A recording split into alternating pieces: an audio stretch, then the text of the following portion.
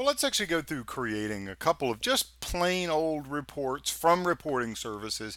This is going to overlap greatly with the Course 162. Not really anything different in this video than we did in Course 162 with respect to analysis services. Really, let's just kind of use this to see the process, what it takes to create reports. I know that for some of you, this will be the first time you've actually seen reports working within reporting services. So let's kind of just get everybody started on a level playing field here. Now, on this machine, let me kind of tell you a little bit about what's going on. This is a SQL Server 2008 box that I happen to be on right now. So I've downloaded over here Report Builder 3 and Report Builder 2. Which one do I need to install? Report Builder 2. Report Builder 2 is the one that I use for SQL Server 2008. Okay. Report Builder 3 we'll take a look at maybe a couple of videos from now. We'll take a look. We'll use Windows 7 as our base operating system and take a look at that. But for now, I'm just going to show you Report Builder 2. So let me go through and just install this. This is a separate install. Go ahead, leave this alone. I don't really have to change it. It's going to set the defaults for me to be what I want. I haven't changed my reporting services default. Again, this is not the course for learning installation, configuration, all of that kind of stuff. Sort of out of the scope of an analysis services class. But I do have my Report Builder 2.0 set up. And you see it actually now in the Start menu being listed. So let me just tell you, for those of you that are the BI architects who have to support some of the BI analysts, you will go install this on your analysts' machines. If this is the tool that you want your users to be doing ad hoc reporting through, then yes, you will take this, you will go and install this on your CEO's desktop, on your manager's desktop, etc. This is the tool they will use for ad hoc reporting. Okay. All right, so let me go ahead and launch it. I'm not sure if I mentioned it. I think I did, but yeah, I did. I remember. This is my favorite tool for just doing basic one-off reports or for doing ad hoc reporting.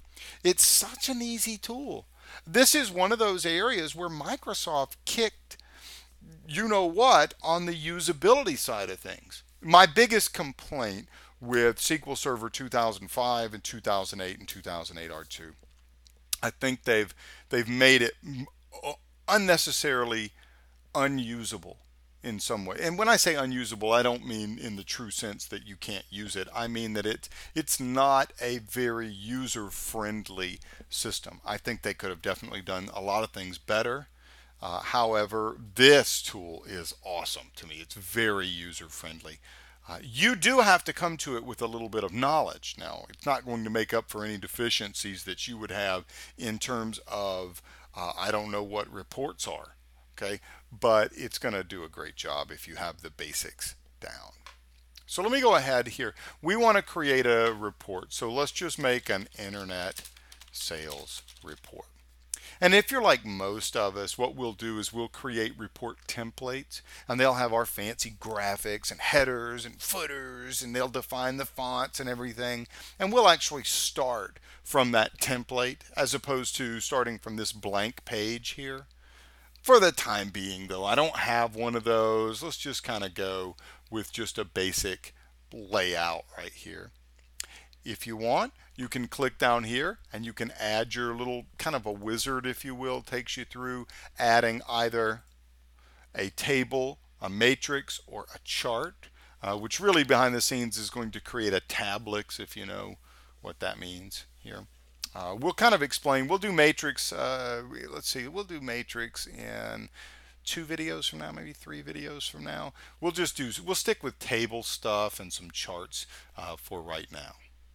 Okay, so over here on the left-hand pane is the report data. This is your connections. All right, so your connections go here. And a report's going to probably just have one connection, but your bigger dashboards, your bigger scorecards and things like that, you may have multiple connections here. Some go to your data warehouse, some go to your OLAP cube, some go to the live data sources. So where I always start may be a little bit different from you. Everybody's got their style, I guess. You need to make yourself a connection. So I'm going to make a new data source. The data source needs to be, which one do I want to pick here? Do I want to use a shared connection, or do I want to have this connection just for this report? Shared connections are nice because you can have many reports that are built from the same connection, and that theoretically makes your development time faster, as well as change management a lot easier. If you need to change the server name, you don't have to change 50 reports. You can change the single connection. Okay? But I'm just going to embed it in this report. And here's our data source. Well, you can guess the guy that we want is the analysis services, right? So I need to pick analysis services, and I need to build, and I need to type in my server name and which database. Now I have, for this samples, I have the sample cube that comes with SQL Server 2008 that we kind of covered at the end of chapter 6 here. So that's what you're looking at, the AdventureWorks DW 2008. What's the SE stand for? Standard Edition. Okay, that's the one that I have here. I say, okay, I've defined one data source. Give it a name if you want to. You can change names. You can call it SSAS. That's just a friendly name. But I can't do anything with that yet. What I really need, what a report is built on top of, is a data set. So I can come over here and say new data set, or I can right click and add a data set. And now I choose the data source, and so this is our mapping right here. It's just mapping straight to that. I can name this data set 1. Where do I get the query? Now notice that table and stored procedure are grayed out because we're using an analysis services source. Right? That wouldn't really make a whole lot of sense when you're hooked up to a cube. So what you're going to do, you come down here and click on the query designer. Or if you have an MDX file, you can import that MDX right here.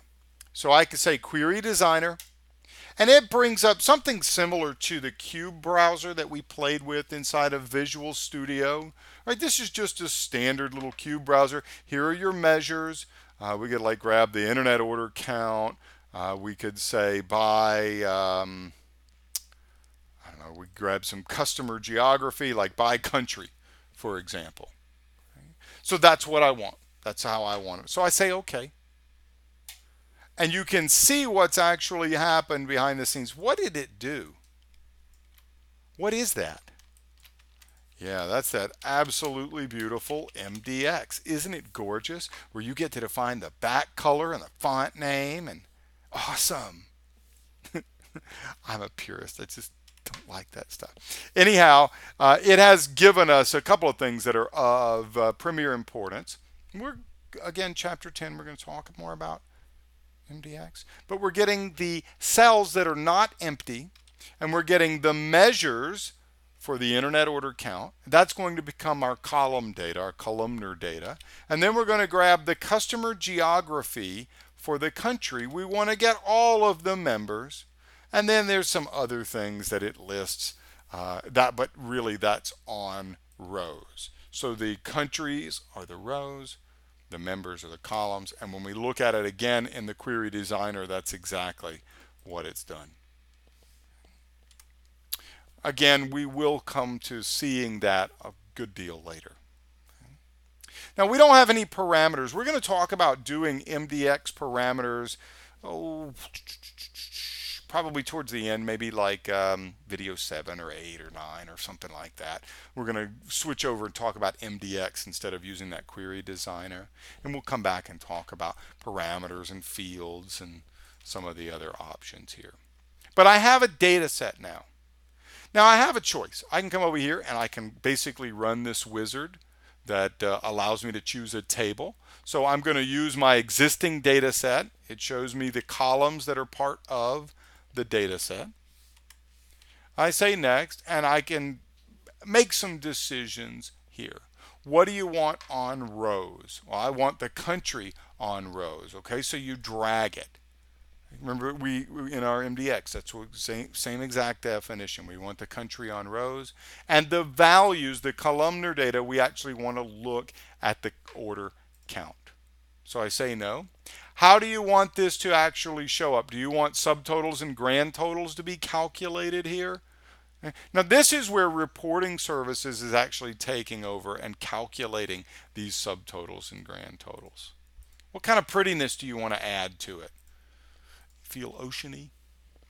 Say finish, and it's added it, and inevitably it's not quite large enough or big enough, or this isn't wide enough, or something needs to change. But what we can actually do now is we can click the run button, and it's basically previewing the report for us. Now we're not actively hooked up to a live report server just yet. We know that because down in the bottom there's no current report server. But it did actually run our sales report. Now, do we have drill down? No, nothing like that. Do we have subtotals? Well, we have a grand total here. But we really don't have a second level, a second dimension from which to look at this data. We're looking at this data by country. That's the only thing that we've defined here. But what we would do right now is we could do a lot of things. We could export this to various file formats. This is our ad hoc reporting, right? We are, we're Mary in the human resources department, and she wants to run a quick employees report. So we give her the query to build her data set, and she's able to just run, and she's got to learn row groups and column groups and a couple of those tools there. But she can do the ad hoc reporting. Or we can come up here to the, this is sort of the Office style, Microsoft Office style button, and we can save this. So I can say that I want to save it as an RDL file, which is the file. Or if I tell it that I want to save here, we actually can go to the recent sites and servers, and I can save this on my report server. So we can actually publish this onto the report server. Now we're not hooked up to a server, but let's actually tell it to use a particular server. So we can actually tell it we want to use this particular server. So that's our server. Use that particular report server, and we can now publish this and send it out and run this report and play around with it. Okay? So that's the basics of Report Builder 2.0. I tell you what, I'm going to do something similar here. I'm going to go ahead and close out of this. I want to do something similar but use the Visual Studio. Visual Studio is a little bit different. I'm going to make a new project. You'll notice that I have these for the report servers. Where did they come in? How did they get here? These are installed when you install SQL Server, and specifically the client tools. Okay? That's what gets installed here. Okay? So they get placed into your Visual Studio. So if you're on your machine and you have Visual Studio and you have C# and VB, not the same. That's not what we have right here. Right? This is installed by SQL Server. So I can create a report server project using a wizard, but I'm going to make just a blank project. Come over here to my Solution Explorer. Well, let's make ourselves a data source. Use analysis services. Exact same thing I did in the report builder. Choose my database. Come down here. Now I want to make a new report. If I say add new report, it's actually going to launch the report wizard. It's an okay thing. I'm not a big fan, but look, here's the same query designer, the same query builder that we had before. I don't even know what's in here anymore. Okay. Get some nice. Do you want a table or do you want a matrix?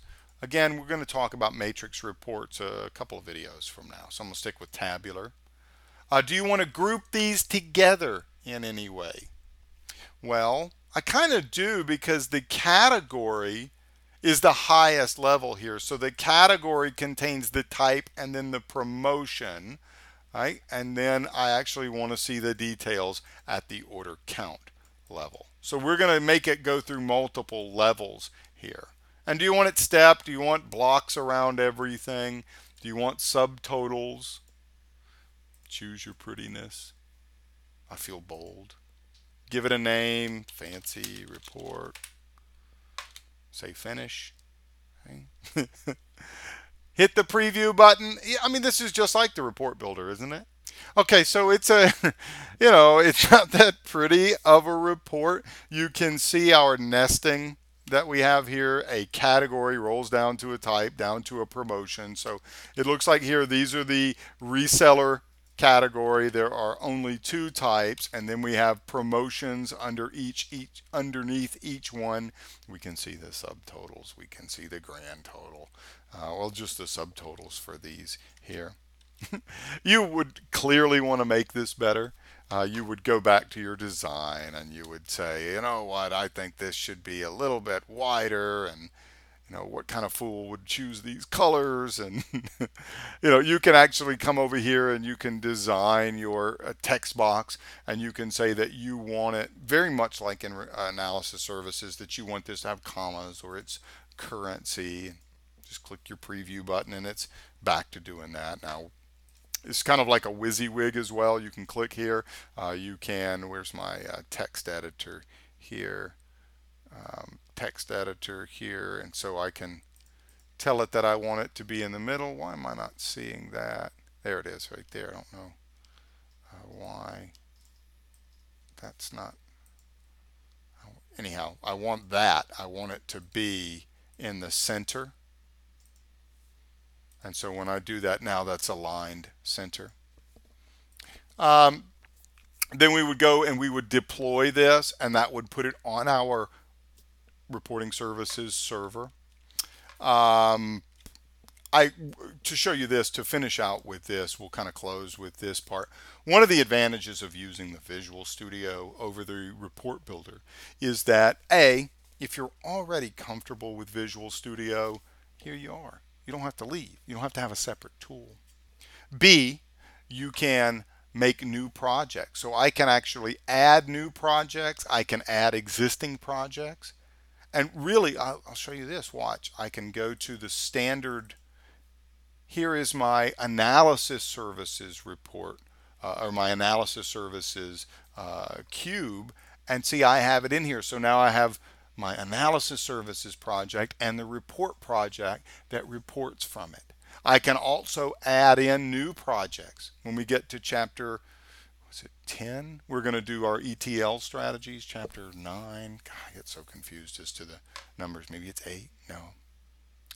When we start talking about SSIS, I would bring that in here as well. So it's sort of a unified development environment, an IDE, an integrated development environment.